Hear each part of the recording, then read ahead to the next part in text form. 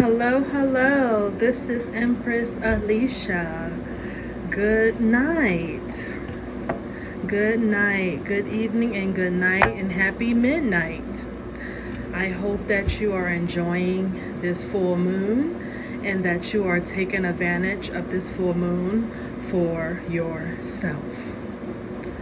As you know, I am Empress Alicia and I get channelings, downloads, and information from the Most High to give to the collective that is looking to evolve, grow, awareness, or you may consider yourself a creative, intuitive, medium, seer, or just simply part of the 144, if it's left, collective. You may find me, okay? As you may know, my channel is based on my gifts and my gifts that are from the Most High God. And you will or will not, but most likely will not find all of my information in your book or on Google, because I get messages from the Most High and I have multiple gifts that I use to divine and help the collective. So we are in one of the full moons known as the blue moon. Like we always say, once in a blue moon, right? Well, I've been encouraged to give you guys a message about how with this moon you should make sure that you don't have any residue of trauma, any residue from any emotional things in you. Try to get rid of some of those stains and hurting so you can step into your full timeline that is yours and that is waiting for you and waiting for me. Okay?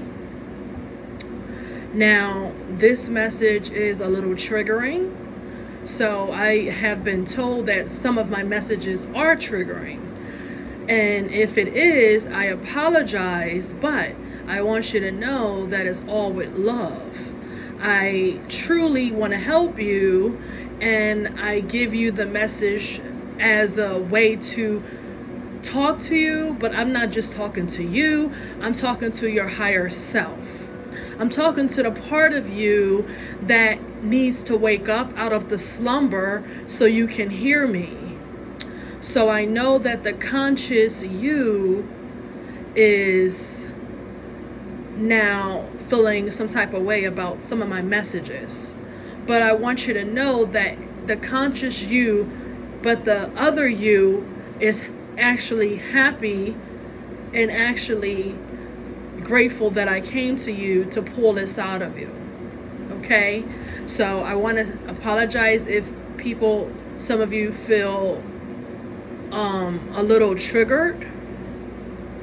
But the triggering is what's going to wake you up out of your slumber. The triggering is what's going to force you to heal. The triggering is what's going to cause you to get anyone out of your life that is not giving you the most highest vibration and the most receptive, giving, receiving energy back into your life. Because if you resonate with my message and you understand, then more times than not, people want to take away from you, and they don't want to give you nothing back. Okay? So what I was called to talk about is how in our programs, as we've been growing up, as I've been growing up, and a lot of you been growing up, right? A lot of us, remember I talked to you about how your parents, in a way, was your own handlers and your own mind control, because they're the first people that teach you what's right and wrong and what you can do and what you can't do, right? So in the same way, you have wounds. You have wounds that your handlers around you have programmed you and you don't know. Okay? I have been brought into a meditation, into a premonition and a vision of all of the times the people in my life that was going after being my handler. Okay?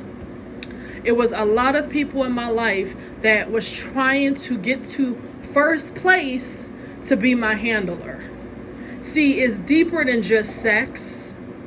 It's deeper than just want to be in your life for frivolous things, right?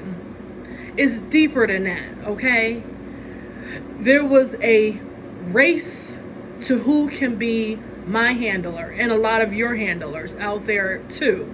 If you resonate with my message and you see me in you, which you see that you have special gifts, talents, and you are a targeted individual like me, right? 10 times out of 10, you had handlers that set off your nervous system, that also brought you into a trance, that also brought you into a lower timeline and a lower state of consciousness so they can control you. Follow me. You can rewind it if you need to. But I'm going to repeat it again. 10 times out of 10, if you are a targeted individual, you have had people around you that set off triggers on purpose to shake your nervous system, bring you into a lower timeline, a lower state of consciousness, so they can control you. This is like the first basic of mind control, okay? They do this to keep you under control, to keep you doing what they want you to do, okay? But they constantly trigger you and constantly do these things because they want to be your handler. They want to be able to win a prize so they can get whatever they want in their life. So I'm going to give you some examples, okay? So let's say everybody in your family or people in your family that was your enemy, they wanted you to feel some type of way about how you look. This happens a lot with women. It happens with men too, but let's say they want you to feel ugly about yourselves, even though you're not ugly, you're not unattractive, there's nothing wrong with you, but they want you to believe that you're ugly because you've been isolated, you've been known as the black sheep, you are the one that is really everybody is targeting, even though you don't know it, because you're in a narcissistic family and probably demonic like mine, okay? So they do this and they start off by just saying what you need to do. You need to lose weight. You need to do this. You need to do that. Whether you do it or not. So then they start terrorizing you with it and making you really feel down about yourself. And then they talk about your clothes. So now by the time you get a certain age, if somebody say something like, those jeans, you really going to wear those jeans? That can be something that's triggering. Or you look like you trying to lose weight.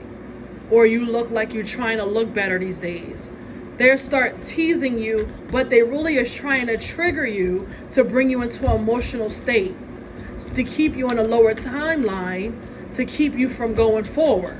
So they're going to mess with your confidence. That's why in my family, everybody wanted to make me feel like something was wrong with me when nothing was wrong with me. There was nothing wrong with me. They wanted me to feel that kind of way because they were threatened. They knew, because they're devils and they work with demons, they knew that if they can kill my confidence, then they will try to control me because you won't feel like you could go soar in the world. You'll stay in the family like a cult. Okay? A cult is not necessarily always you worshiping something and you doing something behind the scenes in the dark. When a family's operate as a cult, it means that nobody leaves the family, nobody leaves the town, nobody leaves the city, nobody do anything different. It's one person always dictating everything, and they make everybody on the outside seem like they're enemies when it's not really enemies. They don't want nobody to leave. They codependent, everybody depend on each other and stupid stuff like that. Nobody could do nothing outside of what one person says. That's a cult as well. You may not think it's a cult, but that's a cult as well. I'm going to talk about something else that's triggering. Say if you were sexually violated, or you grew up where women got beat up, women got abused, women were mistreated, right? So they will put you with somebody who can always trigger you. They will put you with somebody who is abusive, or that relates to somebody in your family. Or they will make somebody be around you that's very insensitive to your feelings. Like me, I don't like seeing women get beat up. I don't like seeing violence against women. That bothers me. So I had a faggot undercover boyfriend years ago that had the nerve to say I stole from him. This wannabe nurse went to school to be a nurse and lied and said that he was in jail for 8 years when he was really married to a man in Florida, the same man that act like he like women, like a lot of these men, but he don't. But he lied and said that I stole from him, and he was with the shit with everybody else in the dark magic, into gang stalking me and lying with this campaign, lying saying that I stole from him. Still what? He was the brokest nigga I ever fucked. He was the corniest nigga I ever fucked. He was the wackest nigga I ever fucked. He was the shortest nigga I ever fucked. And he was the goofiest nigga I ever fucked. I only was with him because I felt sorry for his stupid ass, because he was so fucking thirsty and he was in my motherfucking face. But he don't even look like nobody I was ever fucking interested in, because he was a dumbass at that. And I was in my karmic energy. I admit it. I was in my karmic energy, so I fucked him over. You fucking loser. That's why you a bastard. Yeah, I admit it. I was in my lower goddamn self. I can admit my shit. Because I knew he was full of shit. Once I found out that he was married to a fucking man in Florida, and he really wasn't in jail, and he only told me that shit because he found out that one of my niggas I used to fuck with was a jailbird. One of them big niggas in the jailbird. And shit like that. But I'm done with them niggas, y'all. I'm just letting you know. So if you one of those, I'm not interested. I have crossed over. Okay? Not lesbianism. I'm talking about the men. Okay? I am done with the thugs. I'm done with them jailbirds. I'm done with them goddamn losers. That was in my karmic days and my lower self. Okay? My karmic days and my lower self. But that's why I did what I did to his motherfucking ass. But I ain't never steal anything. I never took anything. I never took no money. I never took any fucking thing from him. How did I steal from him when I came straight to him and told him what I wanted and asked him what I wanted? So how can I possibly steal anything from him? So that's why I ran it on his ass and I blasted him online, because he's a liar. And anybody that lie on me, I don't mind blasting him, because he's one of them. He the one, he has sex with my friend again, that nasty ass bitch. You think I don't know, but she fucked him too. She's a nasty ass bitch. A nasty ass bitch. You that hung up, y'all. Have y'all ever had a wannabe friend that fucked all y'all exes? You thirsty. And something wrong with you. You thirsty. Like, I must be that bitch. Like, you want to fuck all my exes? Like, really? That's some weird ass shit. That's weird to me. I ain't never fucking nobody's ex. Ever. Ever. Ever, ever, ever, ever. It's over 1 billion people on this planet. Why am I gonna fuck my friend ex? And the thing is, she thought that I cared about that nigga. I ain't care about that nigga. I kicked him out my motherfucking shit and almost called the cops on that motherfucker because he got on my nerve. But I said, you know what, I ain't gonna do it because he trying to go to nursing school. I'm gonna try to have a little bit respect. I tried to have a little respect for that nurse faggot.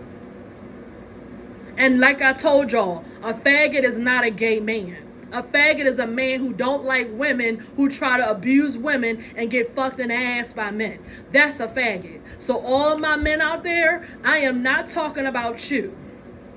A gay man is not a faggot. That nigga, he's a punk ass nigga. He's the same nigga who was scared to approach a man that was all in my face trying to talk to me in front of him. And he was shaking like a fucking stripper. He was shaking like a stripper, y'all. And we went to go get something to eat. And a dude, you know, he was aight. He was aight. He was aight. And he pulled up on me, talking to me, trying to get my number, looking at me and shit. And you know, I'm trying to be respectful. And then he pulled out his arm and tried to pull me over and shit. Because you know, some niggas are just arrogant and raunchy and bold like that. So it's always going to be a man that try to call your bluff sometimes. Y'all men, y'all know how it is. It's always going to be a man that try to call your bluff. Like, oh, this is you? Oh, really? Oh, let's see if she really you. So, you know, some men try to call your bluff. So this man tried to call his bluff, and he was a punk ass nigga. And I'm like, really? You gonna sit there? He did all of that? Really? Get out of here. Like some, you know, y'all know what I'm talking about. He was a punk. He was shaking like a goddamn stripper. And that's when I was already turned off. Because number one, I wasn't used to that. I was not used to that. To you shaking like a stripper, you better pull out a burner. You better show something. If you ain't got no burner, you better show something. I don't know what you want to call it, but you better show some kind of manhood. You can't protect a woman? That's a turnoff. If you can't protect your woman, that's a turnoff to me. If you can't protect me, that's a turnoff. I don't want to fuck with you. What I need you for if you can't protect me? If you can't call shit off? If you can make shit motherfucking happen? Women are naturally attracted to that. By nature, women are attracted to a man that can protect her. So that's another reason why